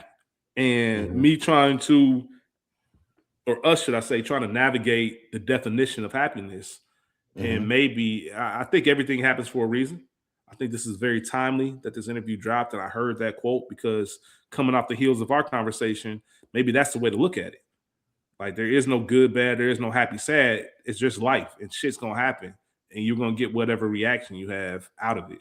I can't remember if I talked about it, but I asked one of my homegirls about our conversation about the happiness thing, and just wanted to get her thoughts on it. And she had mentioned how she looks at happiness as these little small moments. Like she doesn't look at it in the sense of like you're gonna have a happy day. Like I might right? exactly. I might have 15 minutes where I make my favorite coffee and I just get to be still and look out the window and I'm enjoying that piece of time and I'm just happy for those 15 minutes. And then I'm on to the next emotion. And then maybe there's some happiness that creeps in and out throughout the day. And I was like, oh, that's pretty interesting to look at it from that sense. But I did just want to acknowledge that quote just off the heels of chapter 57. And maybe that can help us. Maybe that can help other bookworms in regards to that conversation of happiness. Because we had Mo reach out to us who wants to come on. He couldn't come on today, but we'll have him on probably the next chapter because he wants to kind of expound upon it. Dave hit both of us up about it. I think that conversation really sparked a lot. We talked about it on Is the Mic Still On too. People were commenting about it on there too. Yeah. Bet. So yeah, I just thought that is a real thing, man. If you just accept life for how it is, and like I said, you tie that into the things happen to you, that's a great way of looking at it. Because as I thought about that, I think about moments in my life, and I think about things that I really wanted that I didn't get. And now, hindsight being 2020, I can sit here and say, "Oh, okay, that makes sense. That's why it didn't happen like that." Or I would have been miserable had this happened. Or there's things that I got but didn't get them when I wanted them originally. You get what I'm saying? Like I wanted something here, I didn't get it, and a year later I got it, and then I realized, oh, I wouldn't have been able to handle that had I got it last year. I needed to do some maturing. I needed to grow up. I needed to do a little bit more life to make sure I could properly care for what I was asking for, what I was praying for, whatever the case is, and that's where it comes from. So all of that ties in. I think that's pretty dope. But I think it's good to transition to your essay book, man. I'm very curious about this because I haven't read anything about it. 101 essays. What's to change your mind? Is that what it's called? 101 essays that will change the way you think by Brianna West. And as I usually do, shout out to Dro because he reminded me that I was reading this and I needed to get back into it. And it's amazing how the universe works and how things play out, because as he reminded me, I got back into it. The whole interview drops, and we did our episode. I got back into it, and the whole interview drops, and we were talking about happiness in general. It just so happened I didn't look this up. I didn't know, but the chapter that I had just finished and then I was transitioning into, was about happiness. And it was crazy Told you as this shit don't happen on hell. accident, man. It don't It's all happen on happening for a accident. reason. Like all of those things, like kept me from being in a dark place just based off personal shit that I've been going through. And it was like, damn, like we had that conversation. I'm listening to this book, and I'm listening to the whole interview because, of course, I'm gonna check that out. But it was just, it was that was like it literally like it's very few. Well, I won't say very few, but sometimes the content that you're consuming just makes you feel better. And that's what this was teaching me something, and it was making me feel better about my current situation. And I was gonna take a break and listen to a pod, but I was like, nah, I need to run. I'm running this because this is helping. This is I could feel it helping me. Yeah. So What? a couple of the chapters, I'm gonna read them to you. Okay, because I want to ask you what it like as you're reading these. I want to ask you specifically what it was that you felt helped you. Like what Well, sparked that emotion or that feeling? it broke down. It was breaking down happiness, and it was essentially an essay from the 101 essays, a list or whatever it may be, and it was talking about like your perception of happiness and what it really is versus what you think it is. Mm-hmm. And shout out to your homegirl. Some of it was due to that, in the sense of like happiness isn't this destination, a constant state that you're in. It's moments. It's you being present. It's you actually enjoying the journey versus being worried about the destination. And I'm not articulating it as well as they did in this book, but Mm-hmm. it the like it was like the universe was stuck in like the next 5-6 chapters were all about that and how to think about things, how to approach it. If you're like, if happiness is what you're looking for, or if you're wondering about what happiness is. And it was very insightful in the sense of, yeah, I've heard some of these things before, but hearing them all together, especially in that time period, and having just talked about it, it was like an aha moment, like, damn, we discussed or maybe looked at this wrong, or maybe excuse me, we had this conversation and then I could see where someone would say, no, you're looking at happiness the incorrect way, especially how they are describing it. So a couple of the chapters that I just did recently, 10 things that emotionally intelligent people do not do. That's chapter 3. Mm-hmm. Chapter 5. Oh, excuse me. No, chapter 6 was when it really started bumping to me in the sense of like, holy shit. It says uncomfortable feelings that actually indicate that you're on the right path. And Mm. they go through these lists of things that you may be feeling, and you don't like how they feel. It's not pleasant. However, it's telling you that you are growing as a person. And every one of them that they said resonated with me. You got I some had examples? and I don't, because I want you to read it and we revisit it, and I want to Okay. see what you think. But I will say, like, my example of it is that every one of them that she read off is only a 6 minute and 47-second chapter. So it's not that many of them, but every Mm-hmm. one of them that she read off, I was like, holy shit. Like, that's where I am right now. Holy shit, that's what I felt today and yesterday. And that's what I've been feeling for the last week or month. And it's telling you that, like, you're in essentially how she wrapped it up. It's like, if you're feeling this way, then you're in a season of growth. Like, something is on the horizon. You may not know what, and you may be still trying to figure out how to get there. And that's causing these feelings in you. An old you is dying and a new you is being born. Is there a chapter or anything in discussing shedding old things to fully meet this new version of yourself? I haven't gotten there yet, I don't think. Okay. I'm just curious But because anytime I hear about those things, I always think about, am I holding myself back? I yep. guess is the best way to say it. Am I holding on to things that I should have let go a long time ago? And is that why I'm still in the place I am? Like if I let go of X, Y, and Z, would I see an immediate change or just a potential change and how life is, or some of the things and goals that I had. Well, I see them start coming to fruition because now it's almost like the idea of letting go of your past. You can't be the new version of yourself until you let go of the old version of yourself, so on and so forth. It talked about some of that, definitely. It did talk about some Do of you that. And have, the next thing, yeah, go ahead. I ain't giving you, where you at? Examples? No, go ahead. Okay. No. I was just gonna ask I want you if y'all there's to read. anything I that want you to read. I feel you. Okay. I am. I promise you. But I do want to know if there's anything specific, like just one thing that you looked at and was like, "Oh man, that really stuck with me." It doesn't have to be from that chapter either. Just anything that you read from one of those essays that really resonated with you. It doesn't even have to be the number one thing. Just something.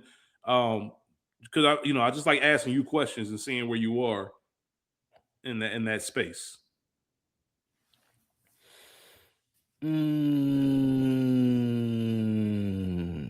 Yeah, and it ties into the whole, like, that whole thing resonated with me, and like things don't happen to you to happen for you.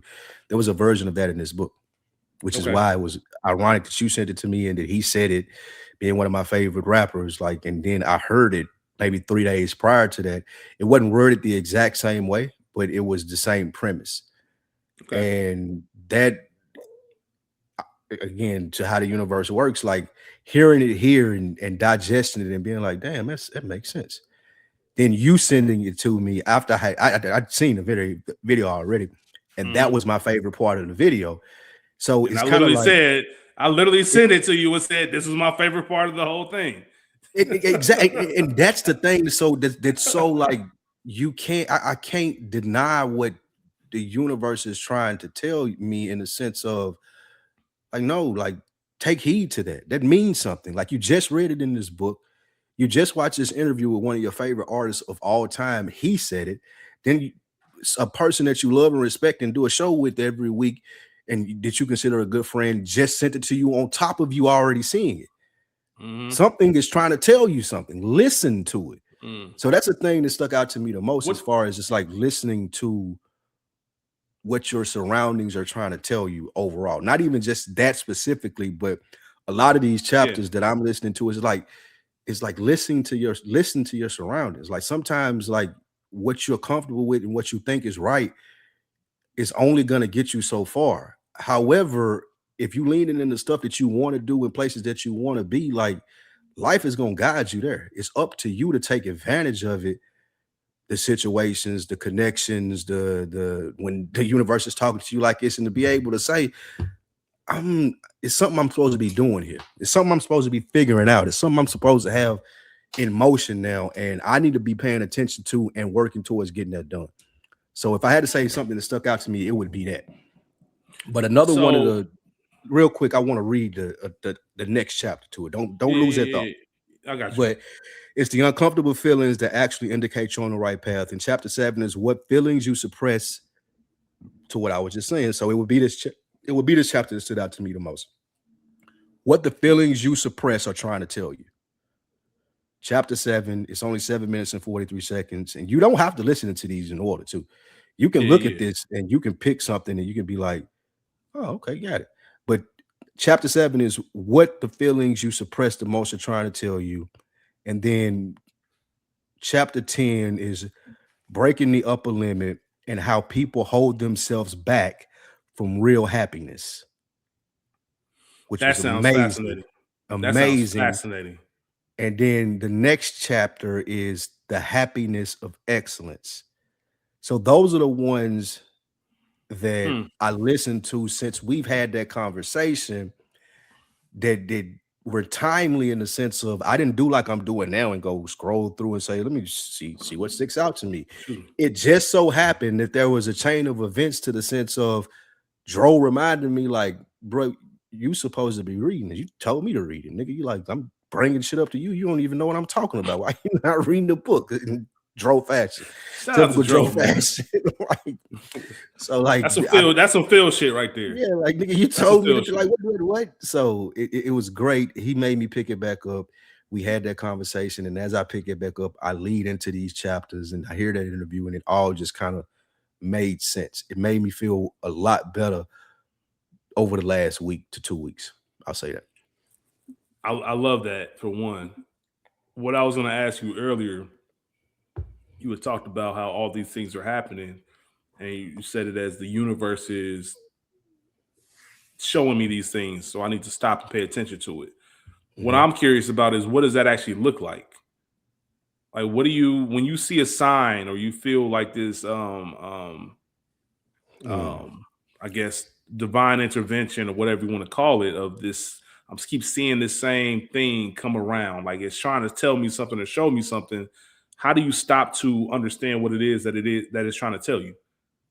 Like, how do you not just look at it as a coincidence and you take it as something more than that and apply it to whatever you got going on? Like, what is it? It is one of those things that's very difficult to quantify and describe. And I didn't know if you had a way to do it. Like, I what's don't that think process look like for you? I don't think I believe in coincidences as Right. I age more. I think that life is deliberate. Life will put you in places that you are supposed to be or you're not supposed to be to judge your character and see are you who you say you are in a sense Hmm. of being able to not do this or do what you say your character is. So I don't really believe in coincidences at all. I believe that life is very deliberate in the path that you should be taking versus on the path that you should be taking and what you put out there. So to your point, or excuse me, to your question, for me is to continue to listen. Like as you see these things, not ignoring them, not just going on about your everyday life, but really processing it. That was one of the things that hit us stuck out too, that I need to work on a lot. Being in the moment of understanding that too, like not just like being mundane and this is what I'm like a robot and just actually being present in moments. I think you take more from those situations when they happen if you're present in the moment, you pay attention and you think and you listen and you learn and you what's around you, who's around me, like how was I feeling when I seen that? Like just a lot of things that you have to pay attention to personally in order to make sure that you're to show that you're listening so you will continue to get signs. So like I don't really know if it's an actionable thing to say, well, No, yeah, I the think it universe is is. telling me to go start this thing, to go start this thing, to go do this thing. I think for me it's an Well, it's show me discernment. that you're listening. Yeah, show me that you're Yeah, listening is what I feel like it's saying to me. yeah. Your Do answer stuff to told show me me that you're listening. You do stuff to show like if you said you were going to record, go do that thing that you said you were going to do. Talk to that person that you said you were going to talk. Make that phone call that you said you were going to make. Not because it's going to give you that immediate satisfaction of what you were looking for in that moment, well, not even in the moment, but not that it'll give you the immediate satisfaction of accomplishing whatever it is you want to accomplish, but it being a stepping stone for you doing something that you said you wanted to do. So how you feel like you've been doing with that. So, real quick before you answer that, it sounds like the answer is it's allowing you discernment. It's allowing you to practice discernment in the sense of, okay, all these things are happening at once. You don't believe in coincidences, so now the next step is proving that I am who I say I am. If mhm. I'm in this situation, I've seen this sign enough to know I shouldn't be doing this. I shouldn't be doing that, or I should be doing this. I should be doing that. And are you going to practice it or are you not? That's the most difficult thing. And I guess mind-boggling thing is when you say it, it's really as simple as just do it. It's like the Nike logo or slogan, just do it. But for some reason, we get in our ways of doing the thing. So, how do you feel like you've been doing with those little small things, reading those chapters, calling those people, whatever the case may be? Do you feel like it's been uh, something that you've been paying attention to, or are you still been slacking off and kind of following old habits? I've been doing better. I wouldn't say 100, but well, let me start Mm. here. Progress, not perfection. Yeah, exactly. So yeah, so there has been some slacking off. I think there's always going to be, but Hmm. had that not happened, I probably wouldn't have followed through with the pop up this week. Like Mm. I very Interesting. And when you say had that not happened, you mean like all of these The books, the chapters and chapters, the things, all the things that I'm if you saying didn't that happened. receive Yeah. that, you would have been like, I'm cool. I probably would have been like, you know what? Wow. I probably would have been like, you know what, Rich, I'm sorry. I got this going on. I'm waiting on this to happen. I really need to be in Atlanta to waiting on this phone call and this thing to go through. And I just can't make it. I can't do it. But that's not going to be conducive to what I want. It may be more fitting for right now in my current situation to do, but I just couldn't do it. Mm. And people that even are familiar with what I'm going, they was like, well, won't you just postpone? And I was like, I can't. I'm sorry. I can't because this is a thing on the path to the thing. And if I continue to, like a Lou in the past would have blew this off and said, I can't do it. I ain't in no position to go do that and make this happen and kiss babies and shake hands and be in a chipper mood and presenting myself to people like I'm just what had I not seen these things wouldn't have been in that headspace. But I had to listen to the universe and say, nope, I'm not gonna cancel. I'll change my trip up. I'm leaving Sunday instead of Monday now. I made some adjustments to be able still to leave tomorrow to go and inform things that I've been waiting on to come through. Like, okay, I'm not going to be available until Monday. Previously, just out of operating out of comfortability, fear, or whatever it may be, I would have been here working on whatever opportunity that I've been creating and putting all my eggs in that basket to say, well, I need this to come through before I can start focusing on that again. And I can't do that if I want this to be what I see it being. I can't keep waiting on the other thing to be perfect or great or to fully fund this thing and putting this thing off because that thing is off. I can't do that and feel comfortable about saying that, oh, I'm giving this my all.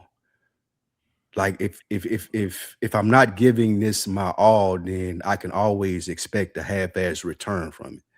So what happens if I do give it my all? What happens if I do have to make a sacrifice to do this?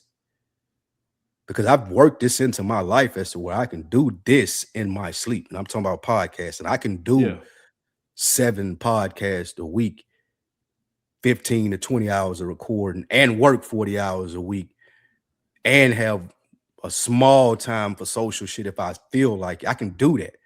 I've become accustomed to doing that.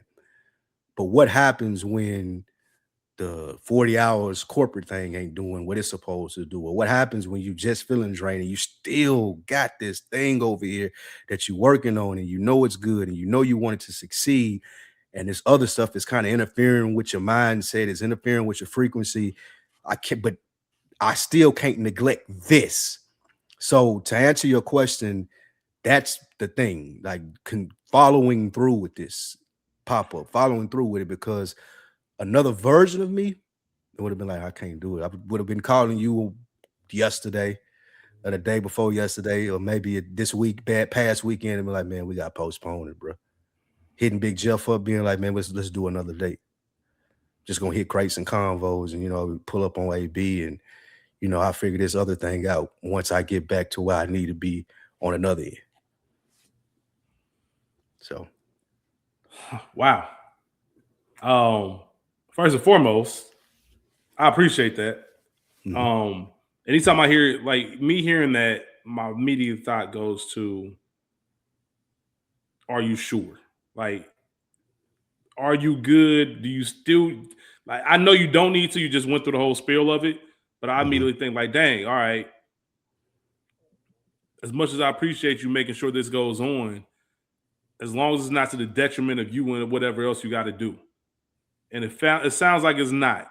Is it more about? Does it sound like it's more? The most important thing is it sounded like it was following through on something that you planned. Is that, would you say that was the number one priority? Yes. Yes. Okay. Like more than anything, and just saying to yourself, all right, I can still do this and focus on the other things that I got going on. Even if it's It not ain't even. ideal. It ain't even. I can. I have to. Like that's how I'm looking at. Like it's not. Yeah, I can make this. Like no, I have to make this work. Like there's no like they're going to. So how I'm looking at it, in one of the things in the books is, even Hov said this. Like they're going to be bigger problems. So if you let a problem like this, you know what I'm saying, like put you at a standstill, then what's gonna happen when big shit happening and you really rolling over here on this media end? That's what I You just needed gonna to hear. bow out and hide and like go like nah, like shit, like Jay quote for everything, song or interview at this point, I guess. Shit happens. It's life. How are you going to deal with it? That's who defines what you are, who you are, and what you're going to get from it. I said this on a couple episodes. Dave and I were talking about this the other day. Like, yeah, the universe owes you. It owes you based off the work that you put in, though. It ain't gonna just give you, it ain't no handouts. But when people say like life don't owe you anything, I don't believe that. That's a lie. Life owes you what you work for. And if you are methodical and thought out and persistent in what you're working towards and what you want, life gonna sign that check every time. It might not be the check that you expected. It might not be in the form of currency that you expected, but I promise you, you're gonna get a payout. And that's gonna help you to the next payout, to the next payout, to the next payout. And I ain't even talking about money. I'm talking about just in general.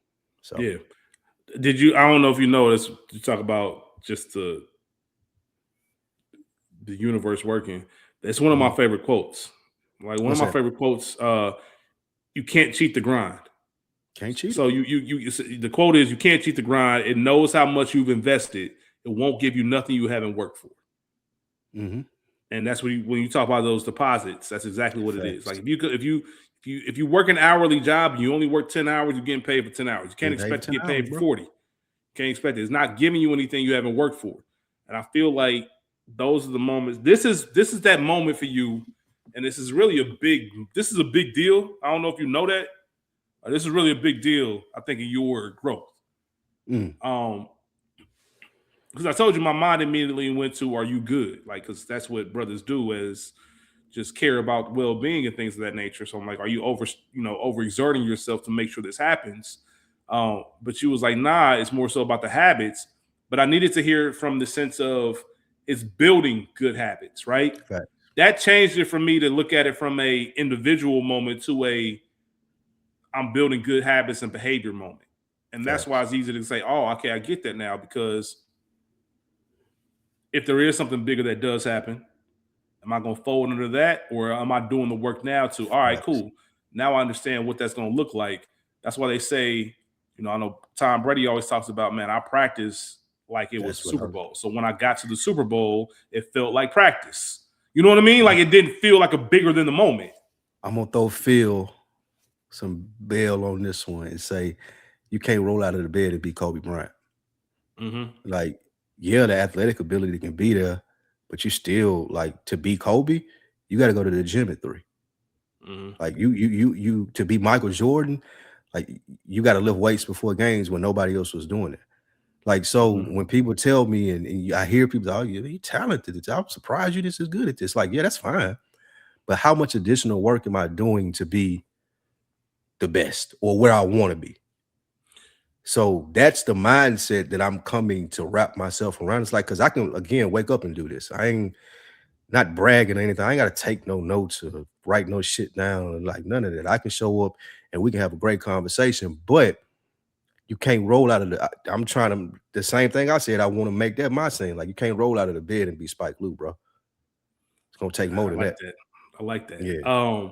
So how does this, like I said, this is a big jump, I think, in my opinion, in your growth, because you're past the, I sound like ChatGPT. Like, ChatGPT be praising the hell out of you. You can change that. You can change it in the settings. Yeah, I need to, bro. You can change it. I want to tell ChatGPT, like, get off my dick, bro. Like, I had that same, I mean, you have the similar like things. I went to Dan. Shout out to Dan. He showed me you can go into settings and change the tone towards you. It could be a more stern tone, a more serious tone. Like we Like I said, straight business. I need to get off my dick I had to button. go. Just I had to stay go playing. change Like mine. keep it. Yeah, Yeah, stop playing. I had to go change mine. But I really do see where this is the beginning of. Because I told you in chapter 57, when the more you talked, I got to the root of what the issue was, which was, oh, you're disappointed that you didn't do what you said you were going to do. Mm-hmm. I think that's something that's probably if you looked at the inventory and looked at certain things in your own life as far as like this space, not personal life, but this space, I'm sure it's like, oh shit, I had the ability to do this, and this. I just didn't. I didn't necessarily take it to the max. And you can still be good. I know I've mentioned this before. The book of basketball, Bill Simmons' basketball book, when he started ranking the best players of all time, when he got to Shaq's chapter, he compared Shaq to the college student who was super brilliant. They could have got a 4.0 and graduated summa cum laude, but they wanted to party and kick it and say, you know what, I can do a 3.0 and still have the full college experience. 3.0s are fucking good. You know what I mean? It's nothing to sneeze at. If you graduate with a 3.0 from college, you did very well. But did you reach your potential is the question. And I feel like you are now looking at that as, you know what, I got more that I can give. I'm about to go ahead and do it. You've been Spike Lee for a long time. Mm-hmm. Now it's like, all right, then have I really been the best version of myself? That's yet to be seen. But the beauty of it is we always get another day to kind of try it. 1% better each day, however you want to call it. Progress, not perfection. Just that fine tuning and finally getting there. But it starts with the big stuff like the habits of saying, you know what? That's how you end up breaking bad habits. You got to start the continuous process of building the new ones, right? So if you want to wake up early, the easiest thing in the world is for that alarm to go off and you look at it and say, hell nah, and roll back over. But until you finally make that decision, I'm going to get my ass up and go. And then that's not it. Doing it once ain't shit.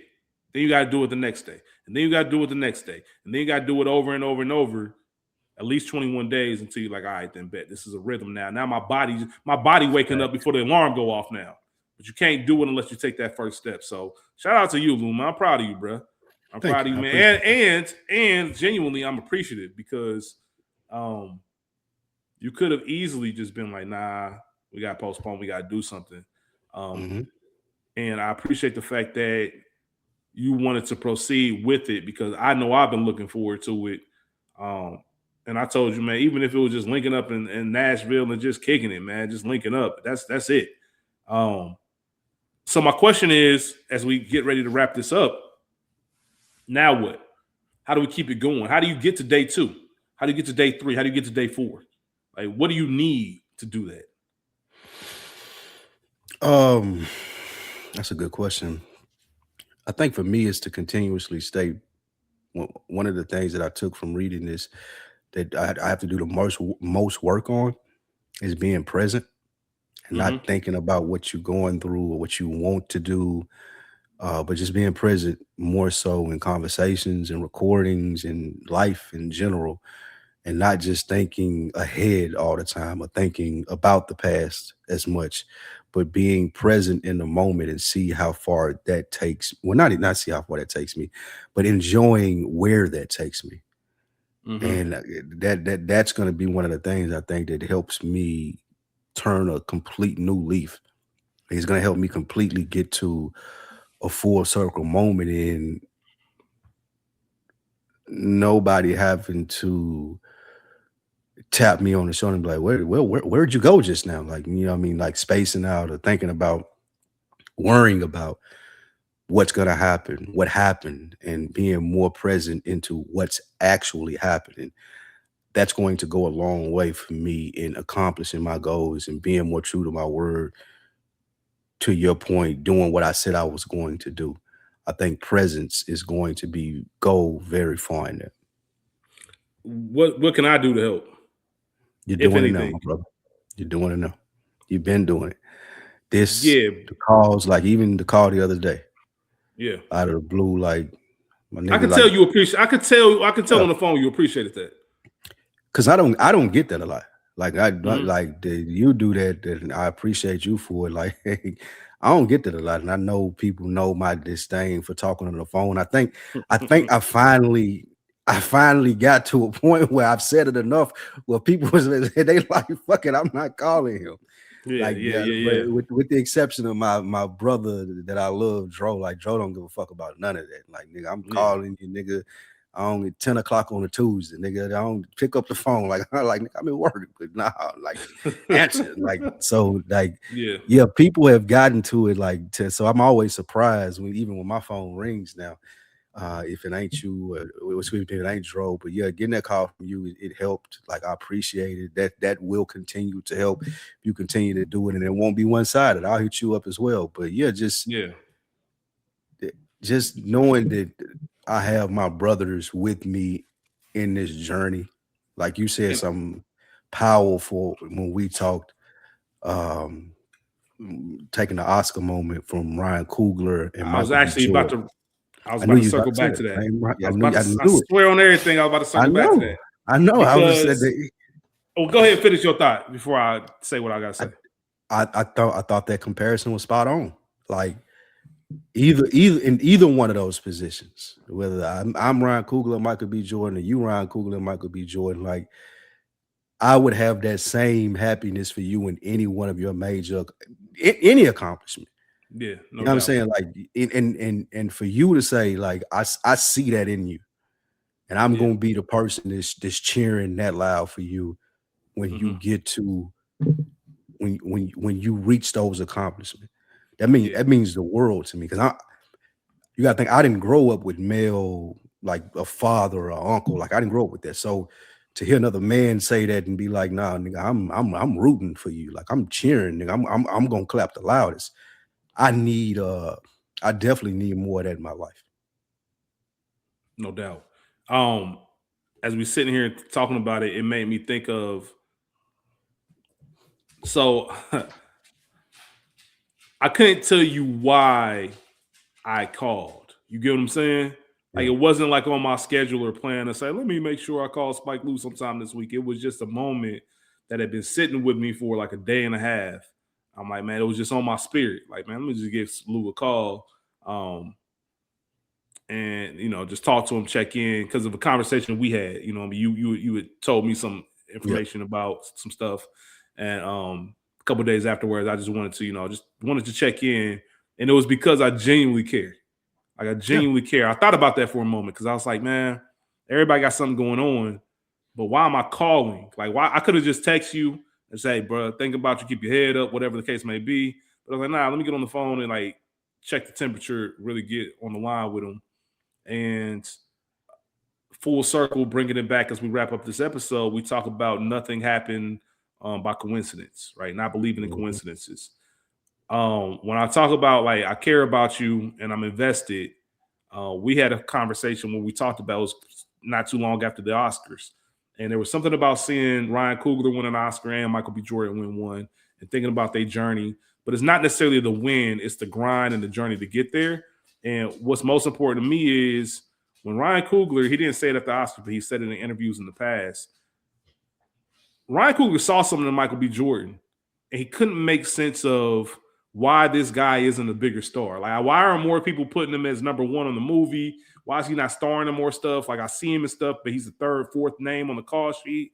Like, what is it? Like, I'm tripping. So he had the opportunity to take it and now put him in a movie, and then put him in another movie, and then put him in another movie, and then here you are winning Oscars, most nominated film in Oscar history, and you both take home your own The respective grand Oscars for prize. best screenplay. Yeah, Best actor, absolutely. best screenplay. Yeah. And it's cool. It's still good and monumental if it just happens overnight. But as somebody who's working on creating something and understands that grind, it felt good to see the work pay off, especially the people who seem like genuinely good brothers who mean well and put good things out there in the atmosphere and care about they people and kind of set a blueprint on how you build these type of things by having these good people. It felt cool to watch, and I just thought of myself in regard to you, like, man, like when I say belief, I mean that in a genuine way. Like, there's nothing in my mind that can deter me from the people that I'm able to work with, and let's talk about you in particular, that we're not going to get to where we need to go. Like that doesn't even cross my mind. Like it's just a matter of when, not if. And it's hard to explain that feeling to anybody when they ask you what kind of evidence you got. It's nothing but belief. It's like I don't know if you want to call it delusional. I don't know if you want to call it irrational confidence. Whatever it is, I strongly believe it. Like it's I know I've felt too much shit that I knew wasn't going to work to feel different. I would have been just said, you know what, I'm cool.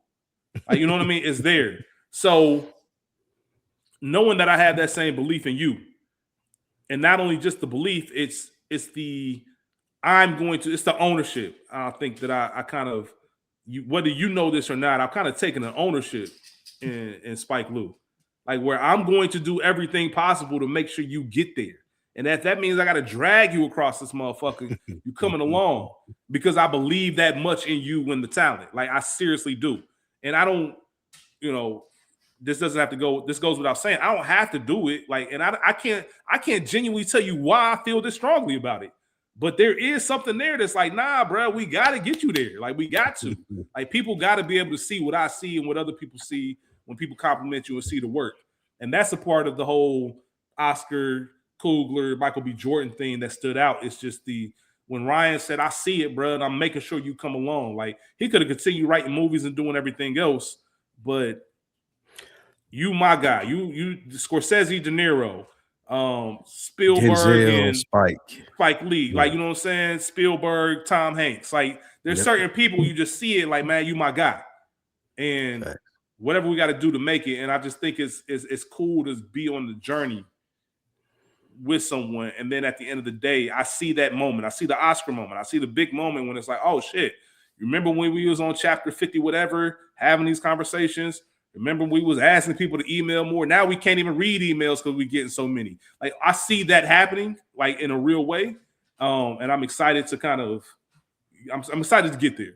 And I'm going to be, to take what you said, I'm going to be present for the entire journey, the good, the bad, the ups, the downs, the peaks, the valleys. And that's going to be all worth it in the end. So, yeah. I appreciate that, my brother. As we wrap, what I will say to that, to wrap it on the Ryan Coogler and Michael B. Jordan thing, I think we need to experience that more as Black men.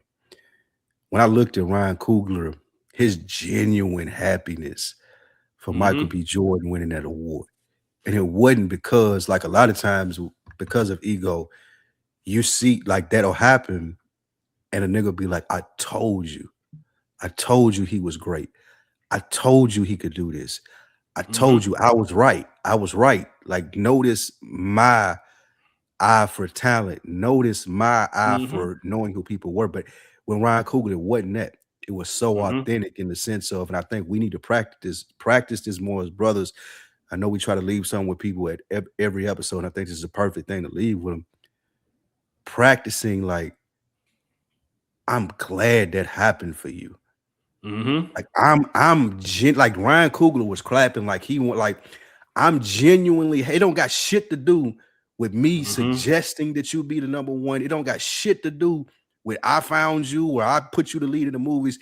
It has everything to do with, I know you, I know how hard you work, I know how good you are, and you fucking deserve it.